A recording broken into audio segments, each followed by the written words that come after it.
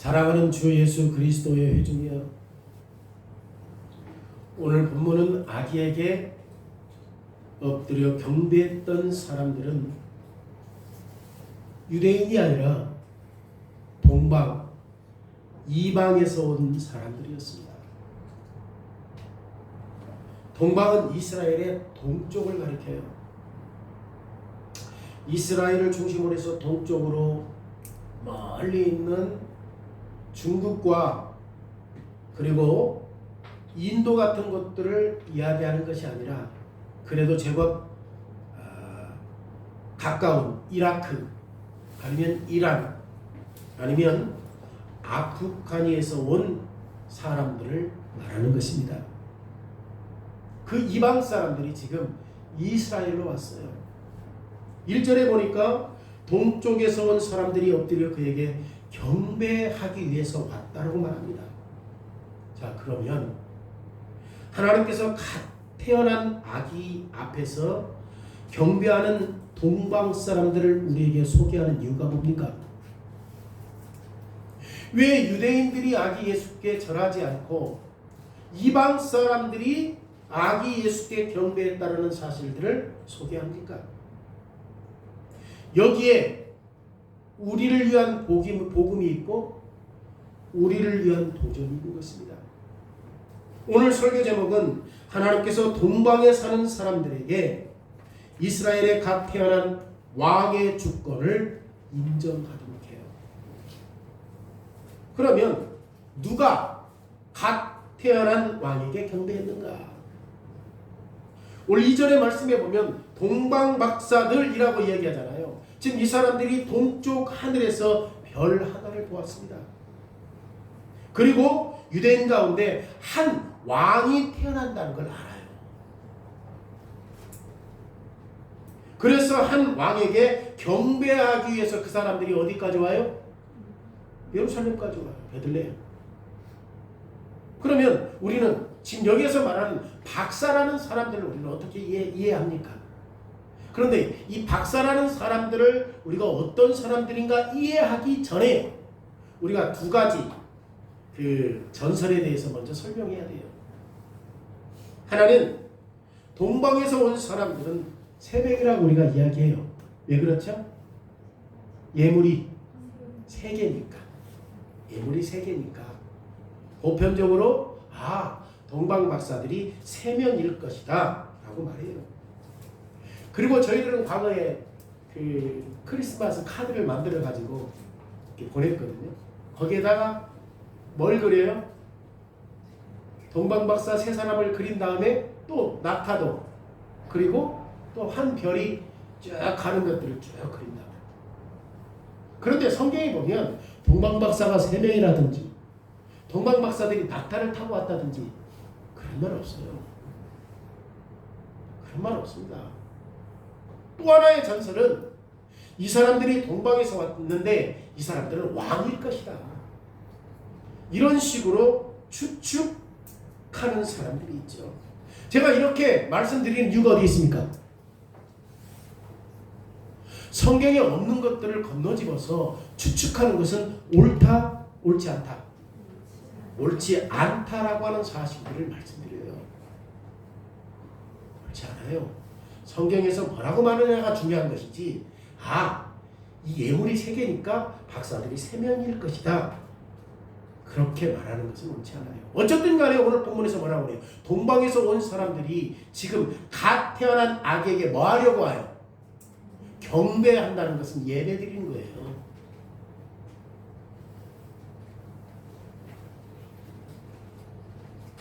그런데 오늘 본문에서도 지금 동방의 박사들이라고 하죠.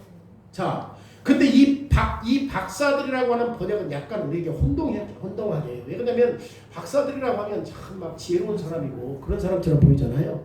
그죠? 근데 이 사람들은 성경에서 말하는 지혜로운 사람들이 아니에요. 그래서 저는 이 박사를 박사라고 부르지 않고 저는 대신에 점성가라고 부르겠습니다. 왜냐하면 1절과 7절에 있는 그 박사라는 단어를 여러분들 각주에 보면 뭐라고 했냐면 점성가라고 나와요. 지금 각주 있는 성경책 있으면 보세요. 거기에 점성가라고 박사를 점성가라고 해요. 점성가라고 했던 이 번역은 다니엘서 2장을 근거로 해요. 다니엘서 2장에 보면 느부갓네살 왕이 꿈을 꿔요. 근데 자기는 그 꿈에 대한 내용들을 전혀 몰라. 그래서 다니엘서 2장 2절의 말씀에 보면 왕이 그의 꿈을 자기에게 알리도록 박수와 술객과 점쟁이와 마술 갈대아 술사를 부르라 하며 그들이 들어가서 왕 앞에 섰다.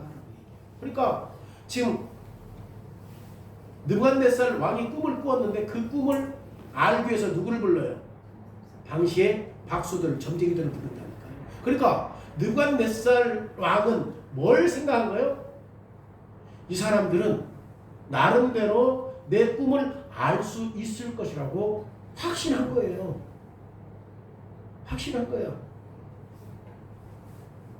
그리고 여기에서도 지금 박수라고 말하지만 사실은 헬라어 원문에는 점성가로 나와요. 다니엘을 술객과 점쟁이와 박수로 지금 느부갓네살이 분류해요. 그러니까 나름대로 이 사람들은 신과 어떤 능력이 있어서 신과 접촉해서 어떤 문제들을 해결할 수 있는 사람이라고 지금 느부갓네살 왕도 그렇게 추측한 거죠. 그래서 이 왕이 이런 사람들을 불러놓고 내가 꾼 꿈을 모르는데 너희들이 좀 알아맞혀봐라 라고 하는 거죠. 그래서 이 사람들은 단순한 사람들이 아니라 연금술사야. 연금술이라고 이야기하면 이 사람들은 뭐냐면 초자연적으로 신비로운 것들을 드러낼 수 있는 사람이라는 것을 느부갓네살이 한 거예요. 그러니까 이 사람들은 나름대로 신들과 교감할 수 있는 사람이에요. 그래서 느부갓네살이 박수, 술객, 점쟁이, 술사들을 지금 불러놓고 자기의 꿈 이야기를 말해줄 수 있다라고 하는 확신을 갖고 지금 그렇게 말하는 것입니다. 박수나 술객이나 점쟁이들은 신들의 마음을 알 수 있는 방법을 가지고 자기들이 가지고 있는 어떤 특별한 특기에 의존하는 거죠. 예를 들면 점술가들은 어떻게 해요? 여기서 말하는 그 술객이 점술가들이거든요. 쉽게 말하면 별을 연구하는 사람들. 그 사람이 별을 연구하는 사람이라고 한다면 그 사람은 자기의 특기 뭘 가지고 신과 교접해요? 별들을 보고서. 또 여기서 말하는 점쟁이들은 지금 신들의 마음을 움직이기 위해서 악한 악귀들을 사용해서 지금 자기의 어떤 도움을 구하는 그런 사람들이죠.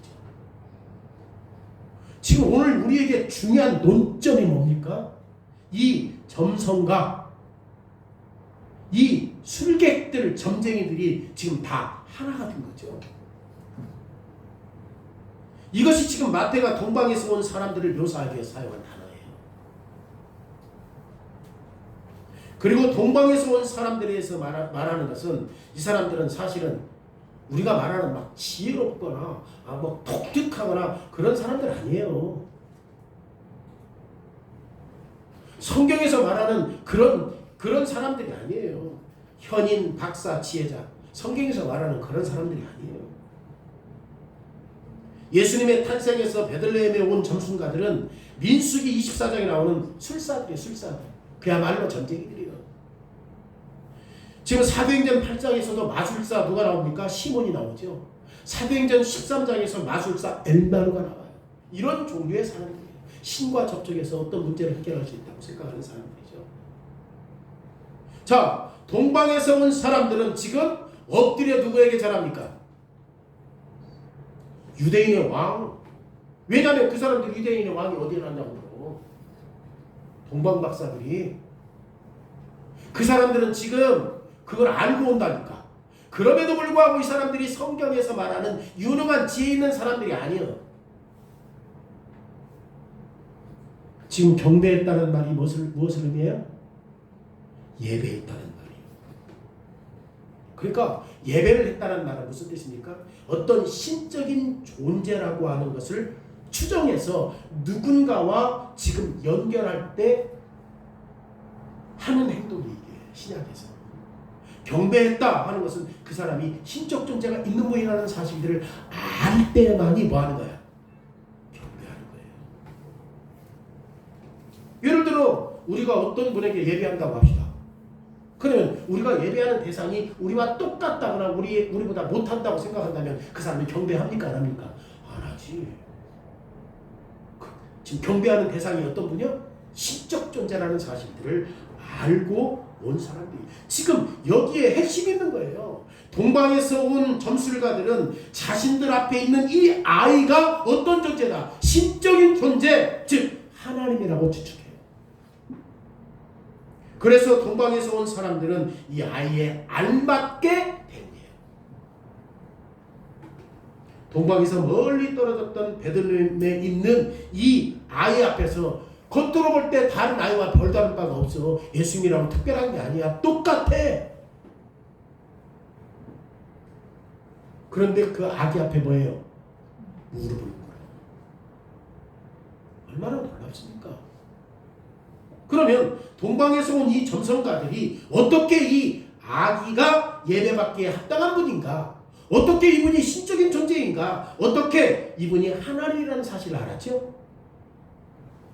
지금 동방 사람들의 대답이 뭐예요?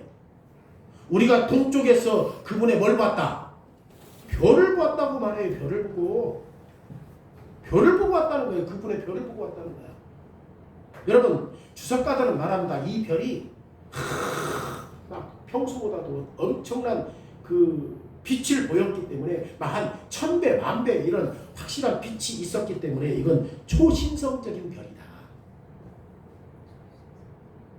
또 어떤 사람은 이건 해성이다. 해성. 주석가들이 이 빛에 대해서 이렇게 말해요.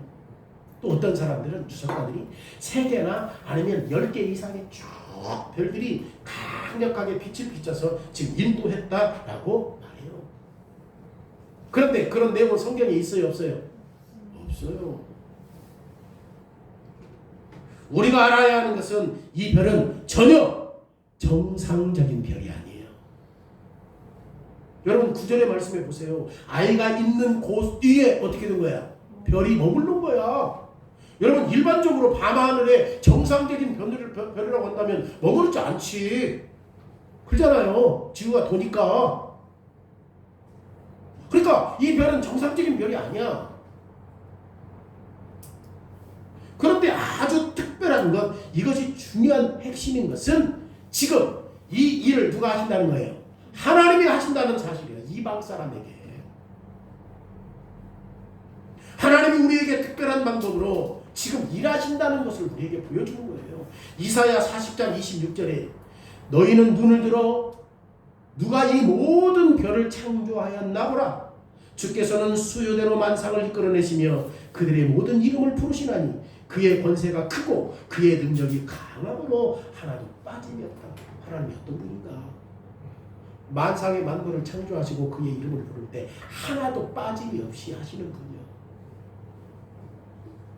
지금 별들이 꼭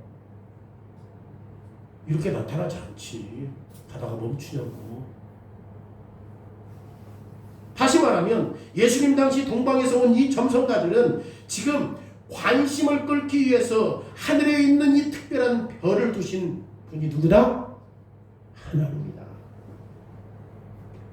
다시 말씀드리지만 마술사, 점쟁이, 갈대아, 술사 이런 사람들은 신들과 모종의 교감을 할 수 있는 사람들이에요. 신들의 비밀을 발견할 수 있고 심지어 신을 조작하거나 달랠 수 있다고 생각하는 사람들이에요. 마태복음 2장의 이 점성가도 자신들의 은밀한 예식과 의식으로 말미암아 신들의 마음에 들어갈 수 있다고 생각했을지도 몰라. 그런데 하나님은 우리에게 다른 신은 있다 없다? 없다. 유일신 하나님이죠. 만약에 다른 영들이 거기에 들어가서 그렇게 행했다면 이건 뭐야? 그들이 어떤 뭐야? 영감으로 교접하는 신들의 영들이 지금 이들에게 와서 막 동방박사에게 들어와가지고 별이 인도하는 데로 와서 아기 예수께 절했다? 말이 되지 않아요. 말이 되지를 않아요. 만약에 그렇게 했다라고 하는 것은 정말 사탄이 한 것 같아요. 사탄이. 그런데 하나님은 우리에게 마귀들도 하나님의 별개로 동행할 수 없다는 것을 말해요. 다시 말하면 별들도 이방 사람들도 누구의 손에 달려 있어요? 하나님의 손에 달려 있다는 사실, 하나님의 통제 아래 있다는 사실들을 말해줘요. 그래서 잠언 21장 1절에 왕의 마음이 여호와의 손에 있으니 마치 분물과 같아서 그가 힘으로 인도하신다. 왕의 손에 다 있는 거예요. 그러니까 하나님 마음대로 할 수 있다 없다. 이사야 10장 5절에 아수르 사람들은 화 있을진저 그는 내 진노의 막대기요. 그들이 왜 화가 있어요? 이스라엘 백성들을 힘들게 해. 근데 그들은 누구의 막대기야? 하나님의 막대기야. 강대국인 아수르가 하나님의 손에서 움직여요.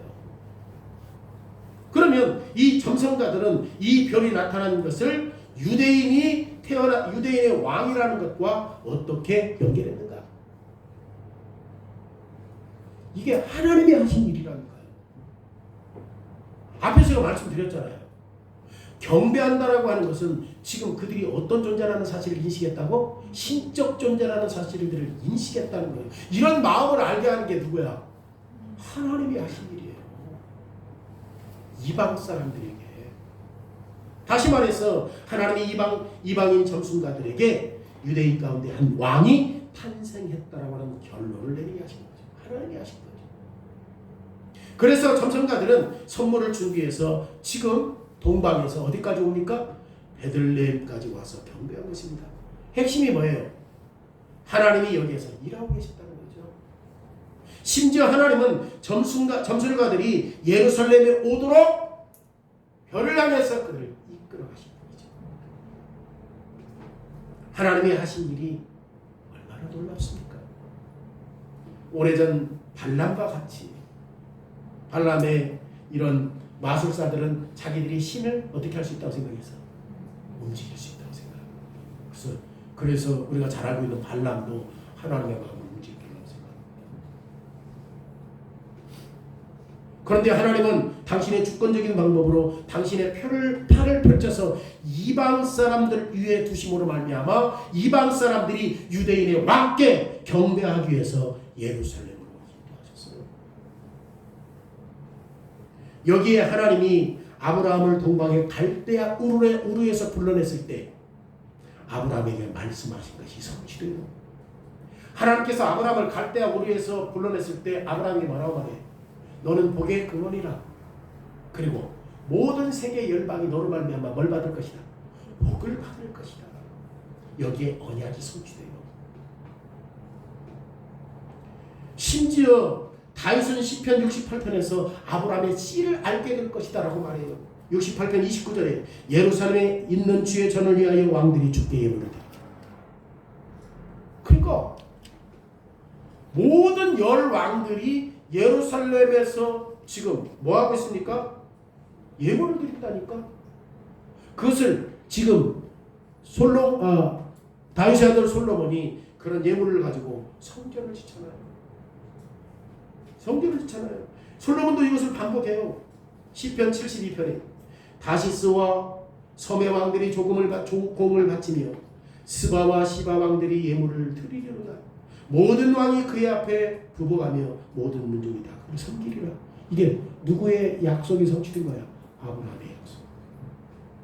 열방 사람들이 이사야 60장 30절에도 나라들은 내 빛으로 왕들은 비치는 내 광명으로 나올 것이다.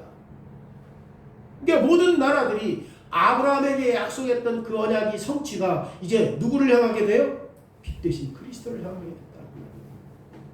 이사야 45장 10절에서 14절에서도 여호와께서 이와 같이 말씀하시되 애굽의 소독과 구스의 무역한 것과 스바의 장대한 남자들이 내게로 건너와서 내게 속할 것이요 그들이 너를 따를 것이라. 사슬에 매여 건너와서 내게 굴복하고 간구하기를 하나님이 과연 너에게 계시고 그 위에는 다른 하나님이 없도다 하는지라. 여러분 열방 사람들이 지금 누구에게 하나님 앞에 당신이 없다고 말해요. 하나님께서 이스라엘 백성들을 특별한 백성으로 삼으신 것은 이 땅의 다른 열방 사람들을 배제시키기 위해서 이스라엘 백성들만 특별히 선택한 게 아니라 이스라엘 백성들을 통해서 오히려 열방들에게 뭐하게 하신 거죠? 축복하게 한 답변이죠. 그러니까 이스라엘 백성들은 더욱더 열방의 복의 근원이 되기 위해서 더 분명하고 확실한 삶을 살아야 할 목적과 의미가 있었던 거죠. 지금 예수님이 어디에 태어나요? 베들레헴에서 태어나요. 그리고 땅 끝에서부터 하나님의 주권적인 권능으로 말미암아 동방의 사람들을 불러서 뭐하게 하신 거예요? 예배하게 한 거예요. 유대인의 왕이 태어났던 사실들을 알고 엎드려 경배하게 한 거예요.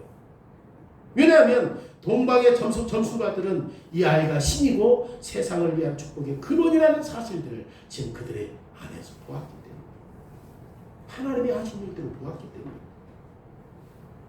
하나님의 신실하심을 볼 수 있어야 돼요. 크리스마스, 성탄절에 의미도 모르고 내용도 모르고 성탄절이고 크리스마스고, 우리가 진짜 기뻐할 일 어디 있어? 하나님의 신실하심을 여기서 알 수 있어야지. 시편 96편 7절과 8절에 만국의 족속들아 영광과 권능을 여호와께 돌릴지어다. 여호와께 돌릴지어다. 여호와의 이름에 합당한 영광을 그에게 돌릴지어다. 하나님 하십니다. 하나님이 이 만국의 족속들에게 영광을 돌리는 이런 일들을 발생하도록 하셨다니까. 하나님이 하셨다니까. 동방의 박사들이 유대 땅에 왕이 태어난다는 것을 어떻게 알아? 그런데 별이 가다가 문득 서. 누가 하신 일이에요? 하나님이 하신 일이에요. 하나님이. 그래서 무릎 꿇고 경배했다라는 사실을 보여주는 거죠.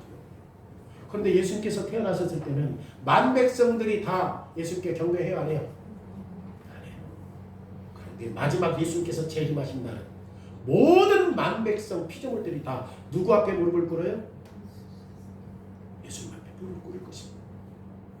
자, 그러면 두 번째로는 갓 태어난 왕에게 누가 경배하지 않았죠? 지금 동방에서 온 이방인 점술가들의 행동에서 지금 유대인의 왕께 경배했다라고 말씀드렸습니다. 그러면 하나님의 백성들은 어디 있습니까?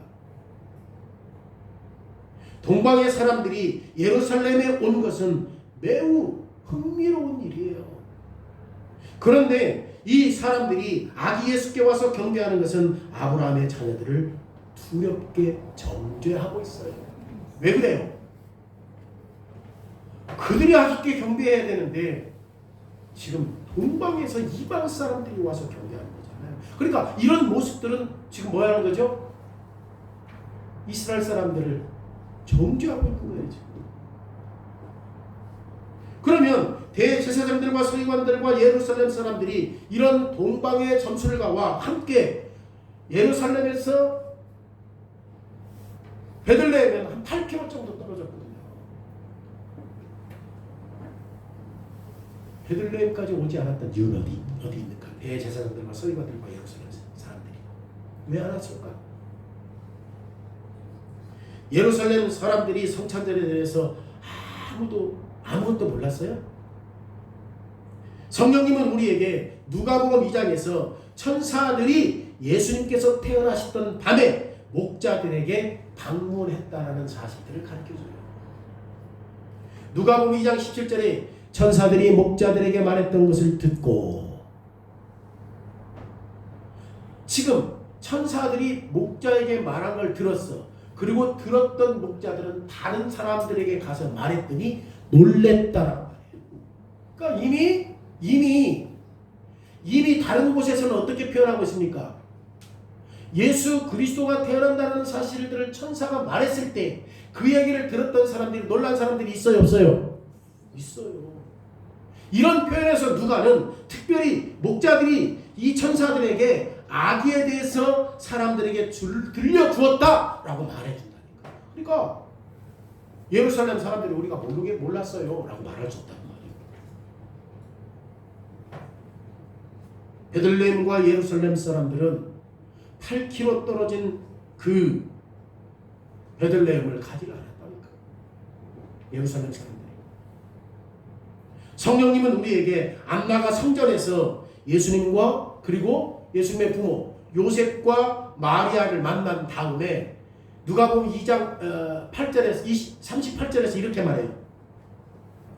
예루살렘의 속량을 바라는 모든 사람들에게 이 아이에 대해서 말한다. 그는 결혼하고 7일인가 7년 만에 남편이 죽어서 나머지 평생을 성전에서 봉사한 사람이거든요. 여선지자예요. 근데 그가 마지막에 뭐라고 얘기하냐고. 예루살렘의 구원을 바라는 모든 사람들에게 누가 나타나? 아이가 나타난다는 사실들을 그가 말해요. 그러니까 천사들도 나타나서 아기 예수께 경배한다는 것을 말해요, 안 해요? 지금 여선지자도 그가 아이가 태어난다는 사실들을 말해요, 안 해요?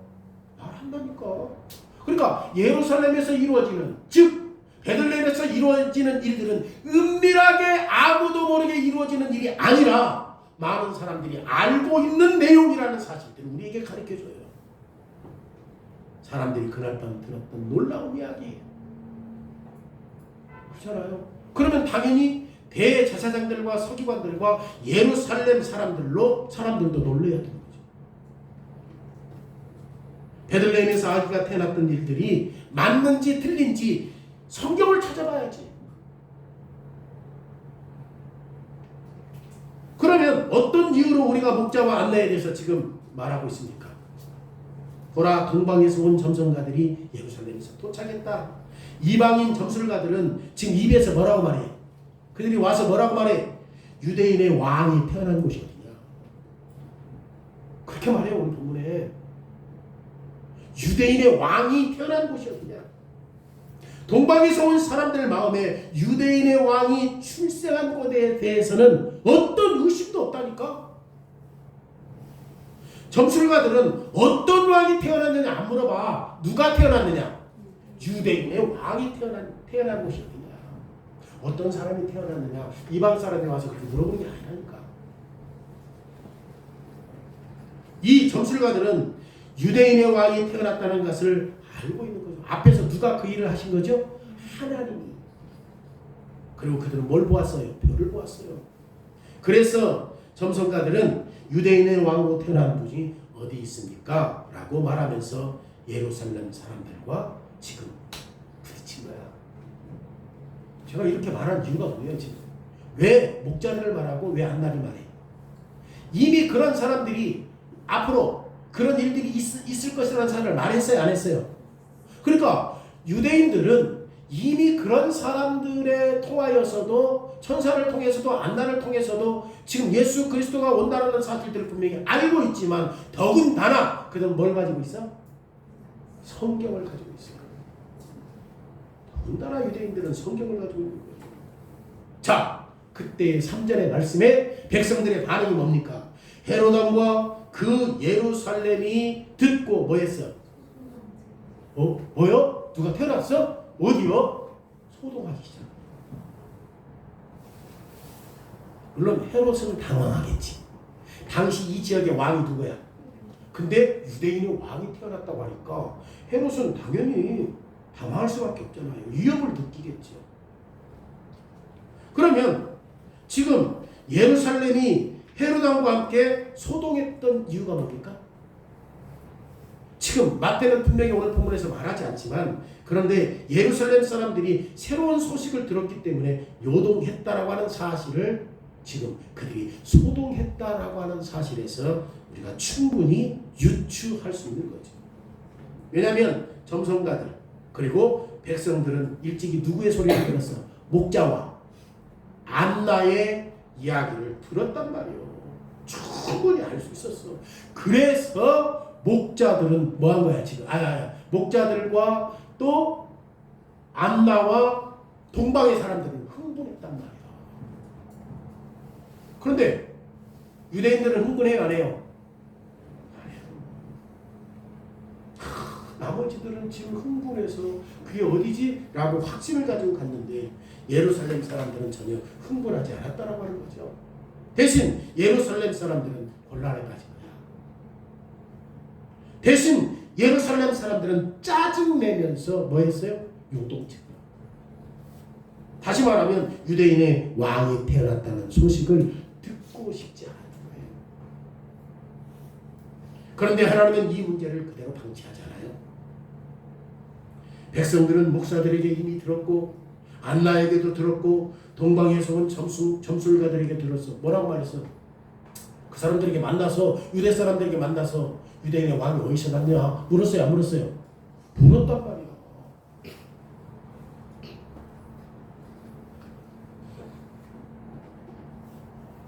그리고 성경을 통해서도 확실히 알 수 있잖아요.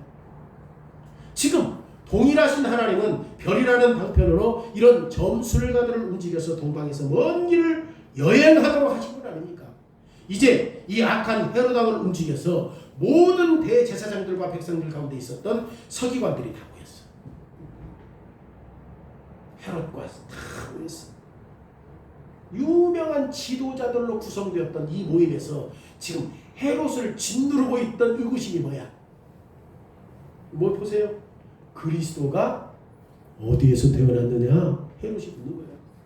그리고 4절에서 지금 헤롯이 지금 이야기할 때에 그리스도라고 하는 말을 어디에서 가져왔는가? 의구심이 생기는 거야. 헤롯이 누구라고 말해? 그리스도라고 말해. 헤롯이 유대인 아니야. 그렇죠?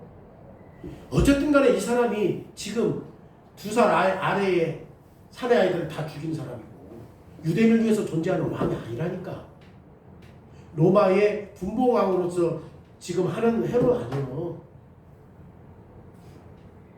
그런데 이가 지금 말할 때 뭐라고 말해? 그리스도라고 말한단 말이에요. 이게 어안이 벙벙하네.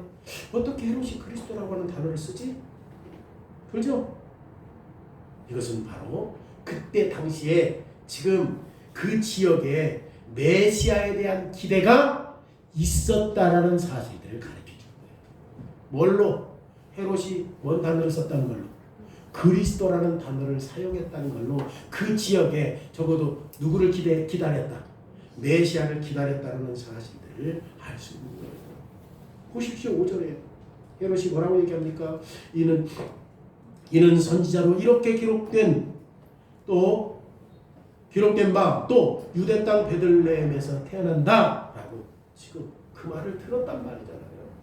다시 말하면 백성들은 성경을 가지고 있었고 백성들의 지도자들은 중요한 사건이 있을 때마다 뭘 가지고 확인해야 돼? 성경을 가지고 확인하고 그것을 가지고 어떤 성격과 어떤 의미가 있는지를 확인해야 되는 거죠. 그래서 그들이 어디를 가지고 인용해? 미가서를 가지고 인용해. 5절에 뭐라고 그래요? 또 유대 땅 베들레헴아 너는 유대 고을 중에서 가장 작지 아니하도다. 내게서 한 다스린 자가 나와서 내 백성 이스라엘 백성이 목자가 될 것이라고 말해요. 그렇죠? 만약 우리가 여러분들 미가서를 본다면 약간 달라. 내용이 살짝 달라. 근데 핵심은 뭐예요? 한 목자가 나와서 그들을 다스린다는 내용은 똑같아요, 안 똑같아요? 똑같아요. 예루살렘은 베들레헴에서 지금 한 통치가 나온다는 사실들을 뭘 보면 알 수 있어? 성경을 보면 알 수 있어요. 성경을 보면 알 수 있는 거예요. 미가서를 통해서. 그런데 6절의 말씀에 보면 이 통치자는 헤롯과 같은 폭군을 일으키는 통치자가 아니라 어떤 통치자입니까? 목자로서 양을 치는 먹을 것을 주고 또 푸른 초장으로 인도하고 신만한 물가로 인도하는 그런 목자로서의 왕이라는 사실들을 우리에게 가르쳐주는 거죠. 그러니까 이런 분이 누구에게 유익을 줄 수 있어요? 유대 백성들에게 유익을 줄 수 있는 거죠. 근데 현재 왕인 헤롯은 어때? 칼로 다스려. 2살 아래의 아이를 어떻게 해라?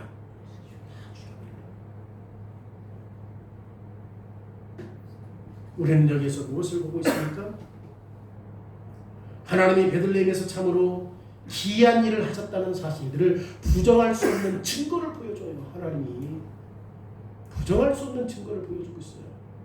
목자들, 안나, 동방박사, 또 성경 부정할 수 없잖아요. 베들레헴에서 지금 현재 일어났던 일들을 지금 누가 그 일을 해요? 하나님이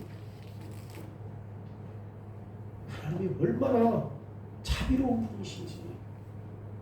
역대하 36장 15절에 그 조상들의 하나님 여호와께서 그의 백성과 그 거하시는 곳에 아끼사 부지런히 그의 사신들을 그의 백성들에게 보냈다. 그러니까 하나님께서 얼마나 당신의 백성들을 아꼈는가. 계속해서 누구를 보냈어? 사신들을 보냈잖아요. 얼마나 그의 백성들을 아꼈는가. 하나님께서 그의 백성들을 아끼셨기 때문에 사신들을 보내서 경고해야 안 해요? 경고해요. 이건 그들을 불쌍히 여기시고 긍휼히 여기셨다는 하는 증거지. 왜? 그리고 그들을 다시금 돌이켜 회개하게 함으로 말미암아 거기에 하나님이 함께하기 위한 거처를 삼기 위해서 그러셨던 것이죠. 그런데 하나님이 베들레헴에서 일어난 일들을 여러 번 사자를 보내서 백성들을 경고했음에도 불구하고 백성들은 하나님의 사역을 깨달아요? 깨닫지 못해요? 깨닫지 못해요. 이런 점술가들이 예루살렘을 떠날 때 대제사장들과 서기관들과 백성들 가운데 아무도 유대인의 왕에게 경배하기 위해서 간 사람들이 있었어요? 없었어요? 없었어요. 여기에 사도 요한이 기록했던 내용을 보십시오. 사도 요한이 뭐라고 기록합니까? 요한복음 1장 12절에 자기 백성의 자기 땅에 오매 자기 백성이 그를 영접했더라 안 했더라? 안 했어요. 유대인들은 예수님을 인정하지 않아요. 핵심이 뭡니까? 그게 예수님의 친백성들은 예수님이 이 땅에 오시던 그 시점부터 예수님을 거부해요.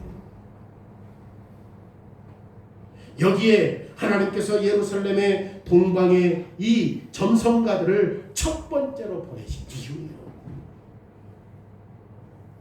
왜 동방의 박사들, 점술가들을 먼저 보내? 유대인들이 경배하지 않으니까.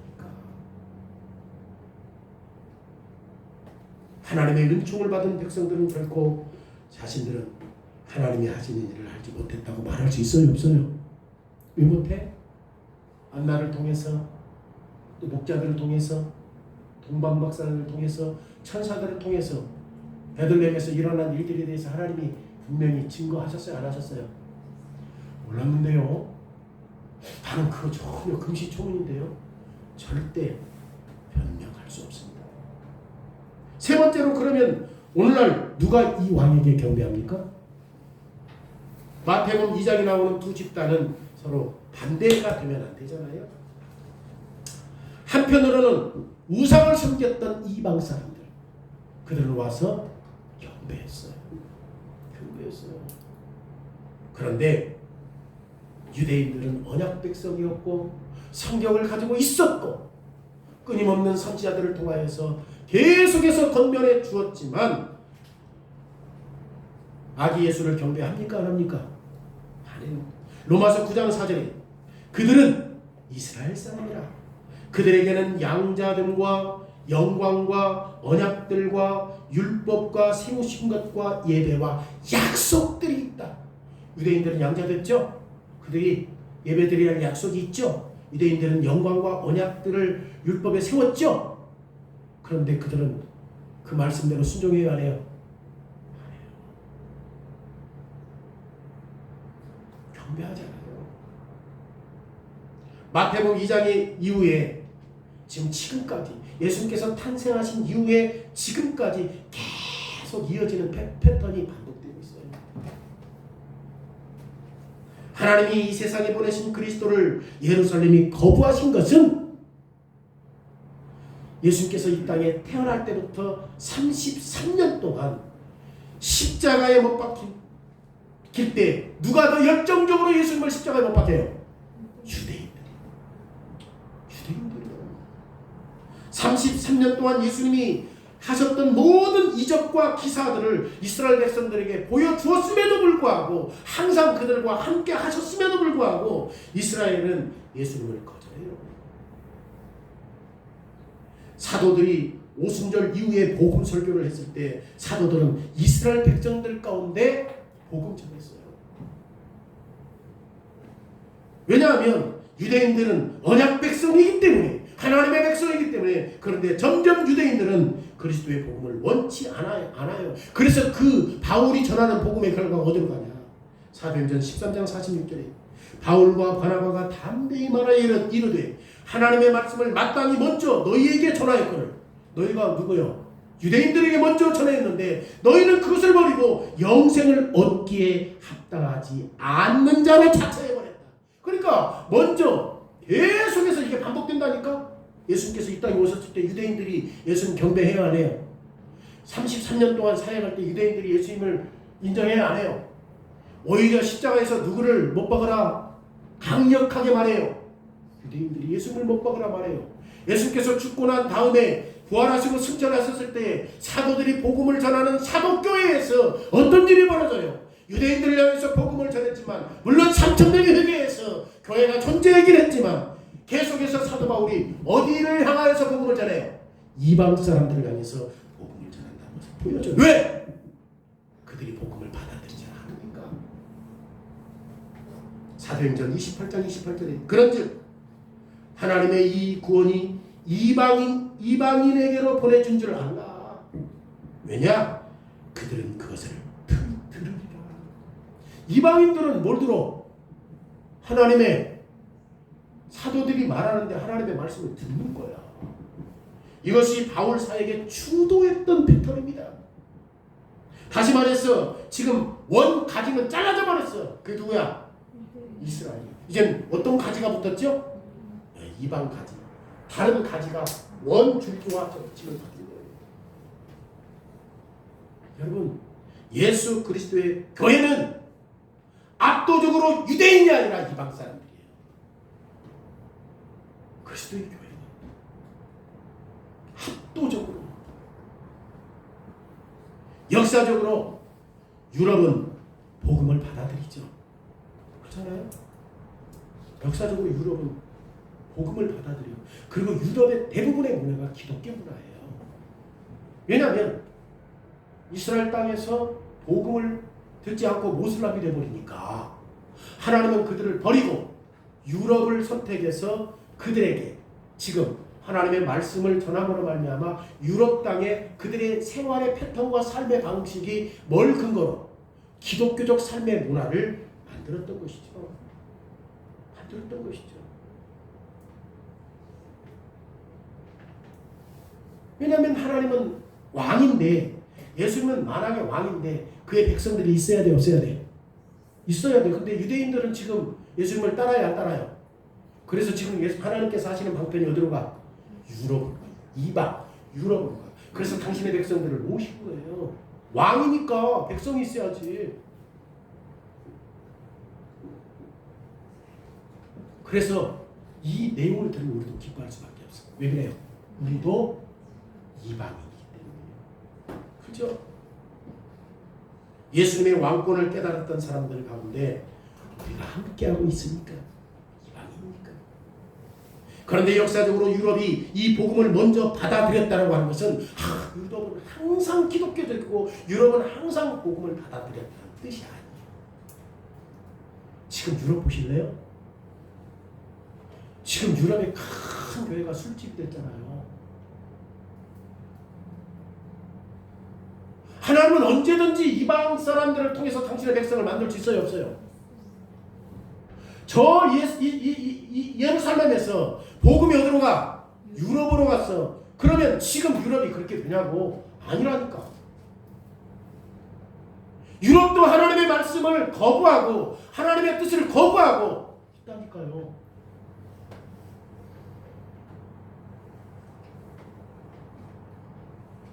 아브라함의 후손들은 예루살렘에서 하나님의 사역을 깨닫는데 실패해요. 그래서 하나님은 이방 사람들에게 손을 펼쳐서 유대인들을 부끄럽게 한 겁니다. 대제사장들과 서기관들이 예루살렘에서 자신의 예식에 대해서 거만하게 행동했잖아요. 왜? 자기들은 뭐야? 늘 제사 드리잖아요. 늘 제사 드리잖아요. 근데 누구는 받아들이질 않아. 만왕의 왕이신 그리스도를 받아들이질 않는 거예요. 오늘날도 이렇게 될 수 있어요. 오늘날도 이렇게 하나님은 그렇게 할 수 있는 분이에요. 한국 땅에 교회가 많고 세계적으로 큰 대형 교회가 50개 한국 서울에 있어. 어마어마한 규모로. 근데 거기도 유럽처럼 뭐가 될지도 몰라. 술집이 될 수도 있어요. 가능해요. 교회가 교회답지 못하면 가능해요. 숫자가 중요한 게 아니에요. 바르게 하는 거예요. 바르게.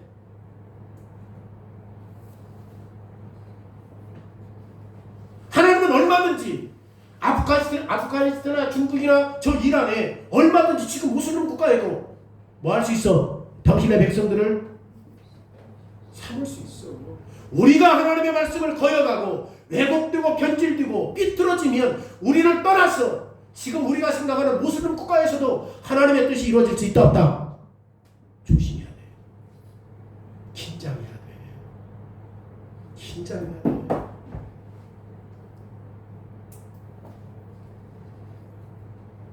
동방의 점술가들은 유대인의 왕에게 경배했습니다.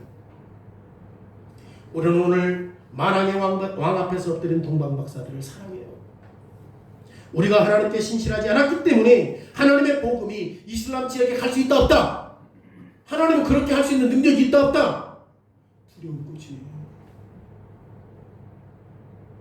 진짜 이 복음이 우리를 부끄럽게 하는 거예요.